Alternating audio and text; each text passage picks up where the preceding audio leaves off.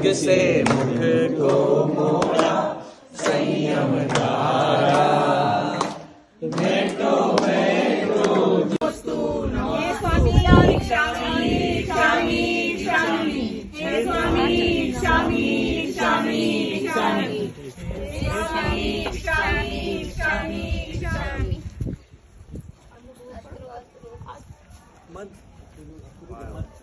स्वामी मनसुती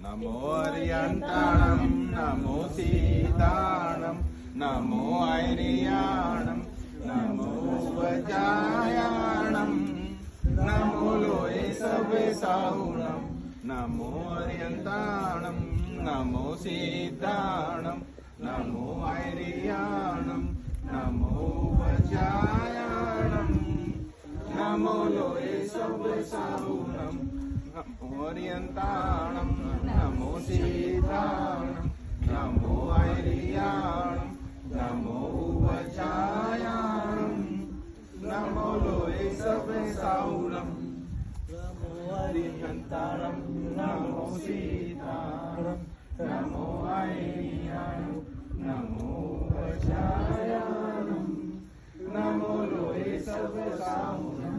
बिना करो हो गए का आपके प्रति जो दायित्व था उन्हें पूर्ण करने के पश्चात उनके संस्कारों को आप यहाँ पर जीवंत रख रहे हैं।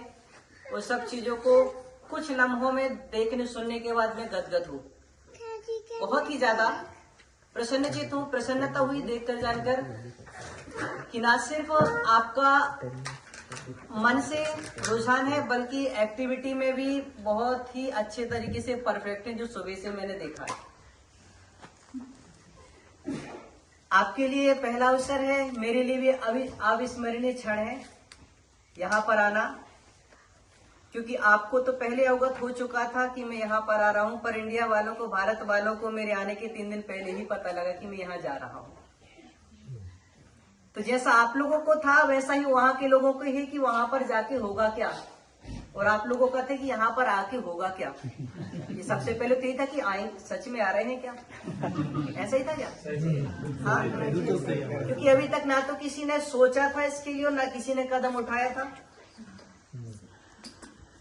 और जब कहते हैं कि सौभाग्य से किसी को सौभाग्य मिले कुछ अच्छा करने का, कुछ हटके करने का, तो कर लेना चाहिए। क्योंकि रूटीन की जिंदगी, भेड़ चाल वाली जिंदगी, यूं कहूँ कि रोजमर्रा की जिंदगी, हर एक मानव अपने अपने तरीके से उसी रिपीटेशन वाली लाइफ को जी रहा है। पर जैनिज्म हमारा कुछ हट करके देखना, हट करके सुनना, हट करके कहना, हट करके खाना, हट करके जीना सिखाता है। वह जीना इसलिए सिखाता है क्योंकि भगवान आदिनाथ से लेकर के भगवान महावीर तक की जीवन शैली डिफरेंस रही है। वो उनकी जीवन शैली नहीं थी, वो हमें सिखाने के लिए जीवन शैली थी। क्योंकि भगवान आदिनाथ से लेकर के वर्तमान की 24 में 8 कर्म एक से हैं, 7 तत्व एक से हैं, 6 द्रव्य जो बताती हैं पूजा पद्धति की, जो अष्टद्रव्य की सामग्री सब एक सी है। पर आदिनाथ भगवान से लेकर के भगवान महावीर तक का अगर हम जीवन चित्रण प्रथमानियों के माध्यम से पढ़े, देखे, सुने, जाने, तो लगता है कि लाइफ स्टाइल ऐसी ऐसी होनी चाहिए। किस तरीके से जी रहे हैं, ये किस तरीके से जी पा रहे हैं, ये महत्वपूर्ण नहीं है। कैसी जिंदगी जीनी है, इतना नॉलेज कम से कम हमें होना चाहिए। उसे हम आध्यात्मिक की भाषा में कह सकते हैं कि हमें हमारी जिंदगी का सदुपयोग करना आना चाहिए। समय से लेकर के, आयु से लेकर के, वायु से लेकर के, पुण्य कर्म का हम किस प्रकार से खर्च करें कि आगे के लिए वह सेफ्टी हो जाए, सेप्टिक हो जाए, ये नहीं। आगे के लिए सेफ्टी हो जाए, सेप्टिक हो जाए, ये नहीं। इसीलिए समय समय पर धर्म अध्यात्म की शरण अगर हम लेते रहते हैं, यूं कहूं कि पॉजिटिव एनर्जी का अगर हम आमंत्रण करते रहते हैं, उसको इकट्ठा करते रहते हैं, तो निश्चित ही नेगेटिविटी हमसे, तन से और मन से दूर होती जाती रहती है। और देव शास्त्र गुरु जो हमें मिले हैं,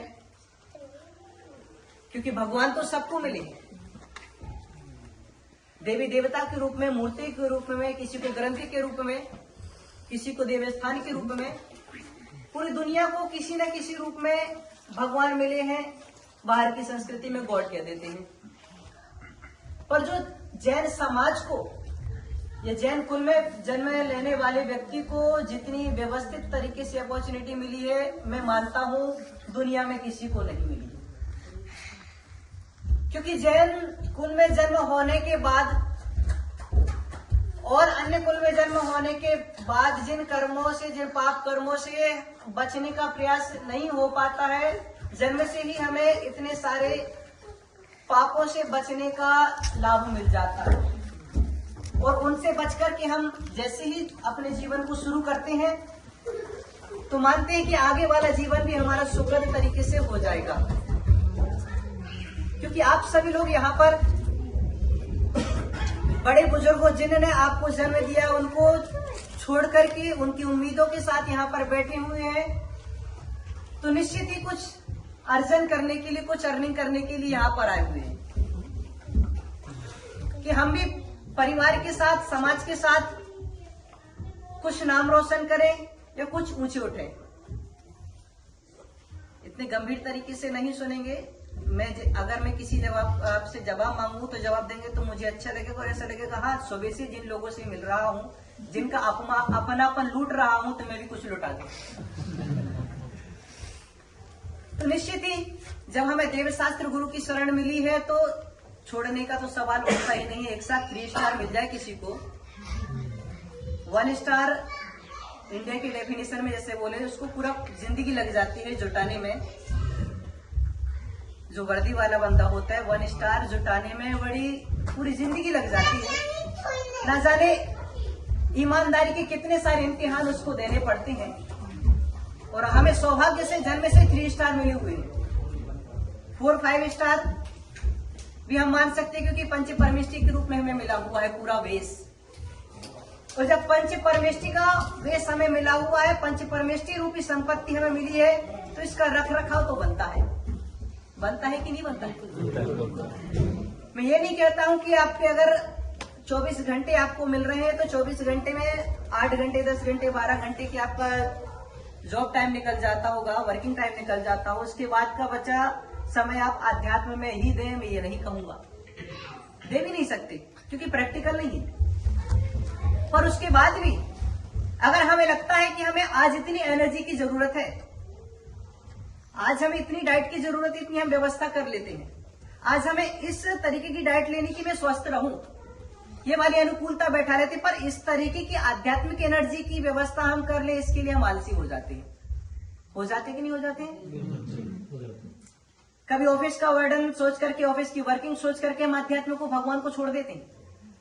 कभी बच्चों के एग्जाम को सुन करके, सोच करके, एग्जाम टाइम चल रहा है, चलो धर्म की क्रिया कल हो जाएगी, पर ये हमारा अंतराय कर्म का होता है और हम अंतराय कर्म को बढ़ावा दे देते हैं। अगर डेली रूटीन में हम 5 मिनट अगर धर्म के लिए, अध्यात्म के लिए निकाल रहे हैं, खुद की पॉजिटिव, खुद की कमाई के लिए, जो आप वर्तमान में जॉब सेक्टर में बैठ करके, जॉब सेक्टर की IT आदि की वर्किंग को कर करके आप अर्निंग कर रहे हैं, परिवार की कमाई है, पर्सनल नहीं है। और जो आप आध्यात्मिक ऊर्जा इकट्ठी करेंगे वो कई महीने में, कई अधिक परसेंटेज में हमारी खुद की कमाई होगी, खुद के लिए कमाई होगी। तो वही सब जीवन जीने की शैली को, जो एनर्जी